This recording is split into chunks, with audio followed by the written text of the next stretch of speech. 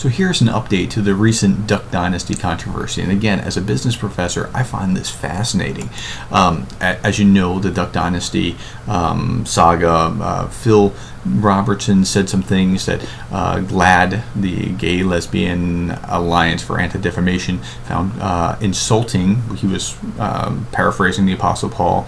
GLAAD found that offensive and said that this was a problem, and how can people be so against gay marriage, which Phil didn't say anything about.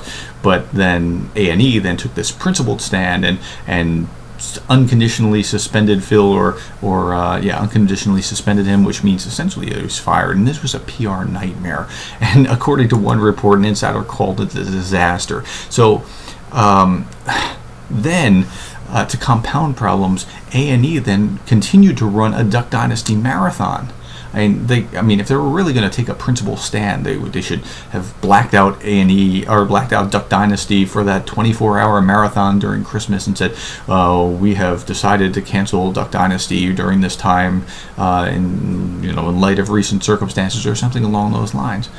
Of course, that would have isolated and chased away the Robertson family, who would just go to another network, and they know that. So, why did they reinstate Phil? It's for the dollars, probably. They, have 14 million viewers who want to see Duck Dynasty. Now, A&E was pummeled for their overreaction. Again, all that Phil did was paraphrase St. Paul, and so Christians look at this and think, wait a minute, I'm going to be fired for speaking my religious views in public?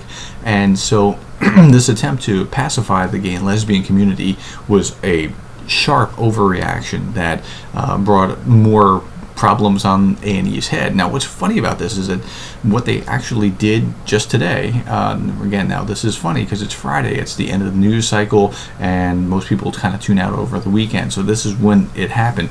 What they did today was all that they should have done to begin with. They said, they put out a statement that said, these are Phil Robertson's views, they're not views that we share on A&E, and that should have been sufficient, but the overreaction caused a problem. They bowed to this pressure from GLAAD, and in doing that, in bowing to that pressure, they ironically were not diverse enough to see that they were bringing this problem on their own heads. I mean, this was just a catastrophe compounded upon a catastrophe. So what they're going to do is they're also going to run these tolerance advertisements across all A&E programs. Of course, I'm sure Duck Dynasty won't be saying anything tolerant about this particular issue, but other shows I'm sure will, so that'll give them cover from the left. And the whole flap-up reminds me of this passage from what's the book by Bob Woodward, The Price of Politics. The first rule of the Senate is that I win and you win. So that means that you get some and I get some, so we can both run off to our own bases and say, look what I have done for you. And so it's kind of an interesting to behold. Now, pandering to one group at the expense of another in business can get you in trouble. What A&E's goal should have been is to try to get more eyeballs in front of the TV, and by doing that, by providing more interesting content, not by creating a political controversy that isolates some at the expense of another. In politics, what you need to do is you need to have 50% plus one in order to win. So that's why politics is so divisive, because if I just have just a little bit more than you, I win. Just a little bit more, that's not the way you think in business. What you want to do is you want to increase the entire pie. The more successful you are is dependent upon the more people that you please. So it's a really interesting thing. In other news, it could have been spurred on by a threat of a lawsuit. The news broke again on Friday, which is a really interesting time. Cracker Barrel recanted and said they made a horrible mistake by pulling Duck Dynasty stuff off the shelves. Charlie Sheen also threatened Phil.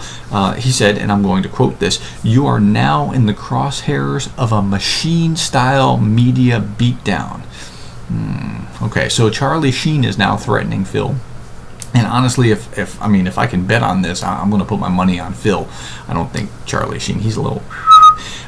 So at any rate, now here's one last little update and tidbit of information. Somebody on Facebook created a Chick-fil-A Day.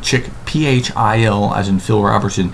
A Day. On January 21st, they're encouraging people to come to Chick-fil-A, wear camouflage, and eat tasty chicken in order to show solidarity with Phil. Now, There are a couple of reports like Chick-fil-A doesn't know exactly what to do with this. Now think back a year and a half. This same crowd is kind of Chick-fil-A's base, but they're not trying to enhance the controversy. In fact, they weren't trying to start a controversy the first time a year and a half ago. So they have to be really careful in how they handle this, so this doesn't become a crisis for them, just like the crisis that A&E has just endured in the last few days.